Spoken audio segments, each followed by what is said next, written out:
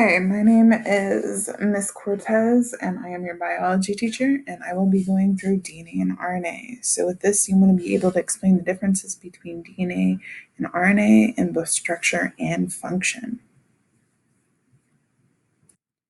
So, first, we're going to compare these two pictures and circle the differences. So, when we look at our picture on our right, we see that we have four different bases or nucleotides, if you remember back to when we were learning about our macromolecules or biomolecules. Okay, we have adenine, guanine, cytosine, and thymine, while on this side we have adenine, guanine, cytosine, and uracil.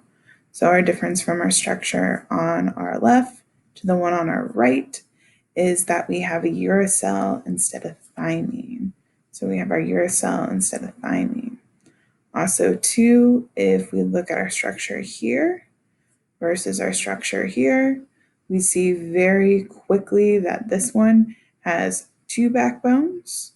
So it has two sides or rungs to the ladder, whereas here we only have one backbone going down. And then when we look at these molecules, if you remember back to when we were talking about macromolecules again, these are two different sugar molecules. You'll see that for the most part, they look the same as we go around. The only thing that sticks out as a huge difference is here we have three OHs sticking off, and here we have four OHs sticking off. So with this, we've lost an oxygen. So this sugar is called a deoxyribose sugar since it's missing oxygen, deoxy. And then this one is just a ribose sugar on our right. Let's see if we're right. There we are. So we have thymine instead of uracil. We have two backbones instead of one. We have only a hydrogen instead of an oxygen and a hydrogen.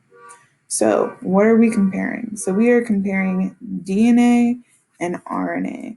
So today we're going to get more into the structure and the function of these so we can understand this upcoming unit. So our DNA stands for deoxyribonucleic acid. So if we remember back to our biomolecules, nucleic acid is one of our types.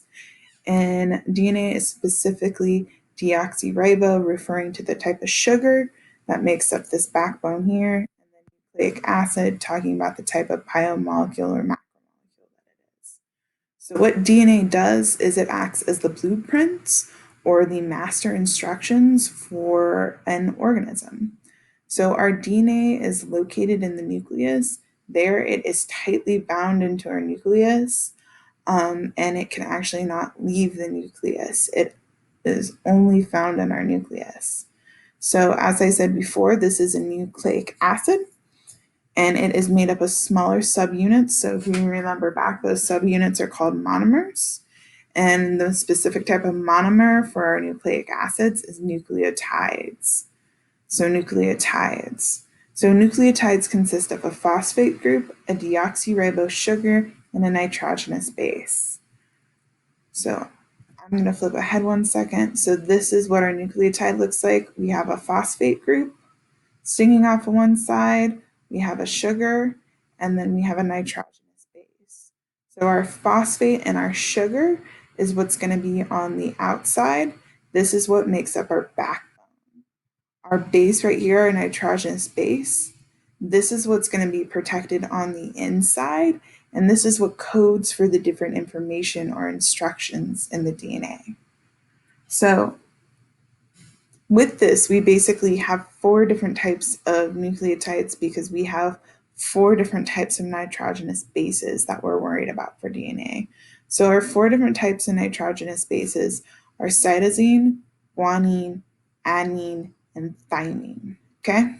So our certain ones always pair together. So our guanine and cytosine are always going to pair together, and our adenine and thymine are always going to pair together. So a way for me to help myself remember this order is GCAT, because G goes with C, A goes with T, so gangster cat, GCAT.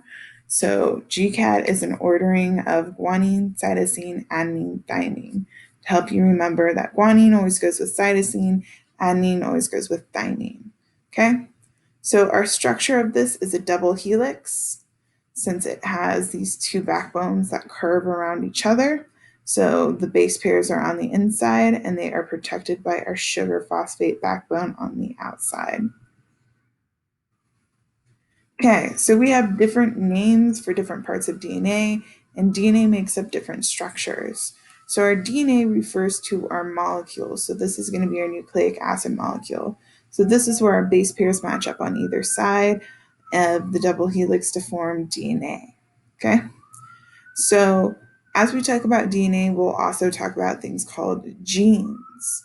And genes refers to a strand of DNA that codes for a specific protein. So, when we're talking about a gene, we're just talking about a certain part of the DNA. We're not talking about the entirety of the DNA. So, as I said, our genes are specific sections of our DNA. They don't code for the entire DNA strand.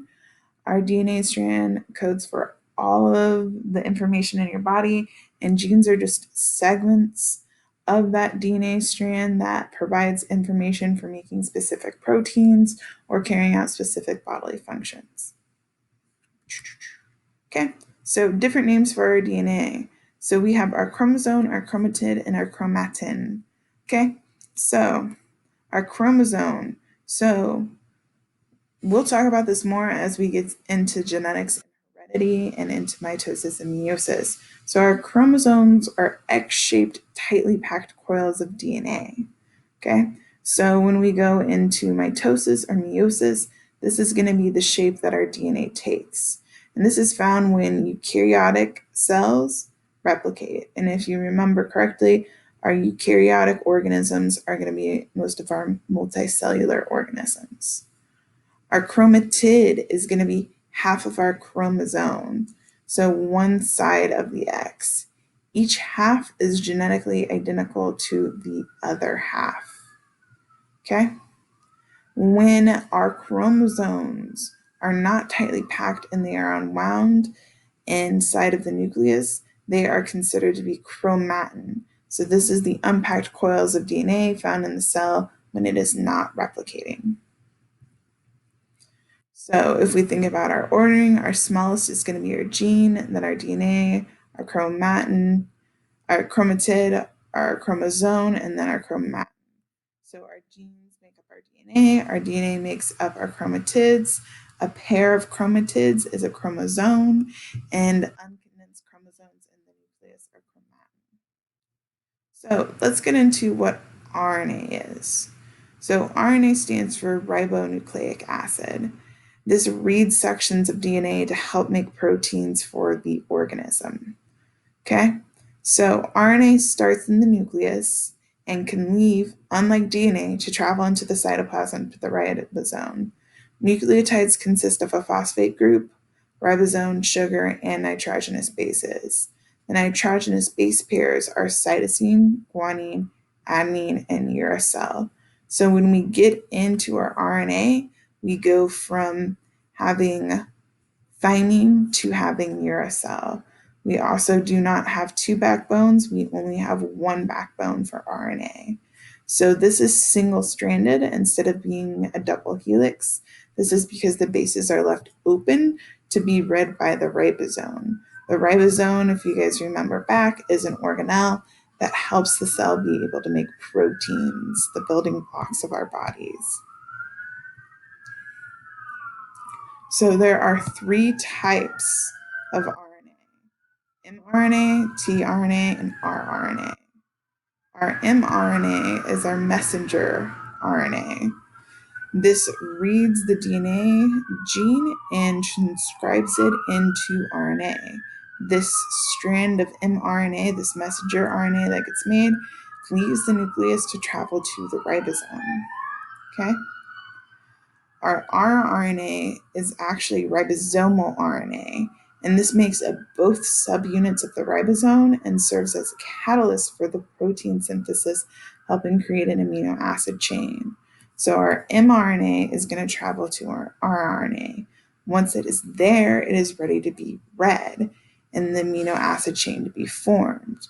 Our tRNA is known as transfer RNA. Transfer RNA is only 3 base pairs long and has an amino acid attached to this. This carries the amino acid to the ribosome and matches them to the coded mRNA message.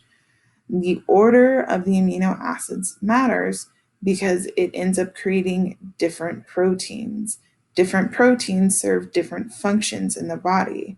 So, one order of amino acids could just make a regular building block that could be like elastin in the body, and another ordering of amino acids could end up creating a necessary hormone. Okay, so what this does is important. We are going to talk about more of this process with mRNA, tRNA, RNA next week with the central dogma of biology, also known as replication, transcription, and translation. So this is what it looks like. Our messenger RNA is open. Our ribosomal RNA makes up our ribosome, and then our transfer RNA looks like this, where it only has 3 subunits, and then it carries in an amino acid. This is a video review. So this is from the Amoeba sisters. They do a good job comparing DNA versus RNA. And then if you would like to know about who discovered DNA, I would suggest watching this video about Rosalind Franklin. You'll often hear Watson and Crick accredited with discovering RNA and, accredited with discovering the structure of DNA, when in actuality, they would have never got there without Rosalind Franklin's research.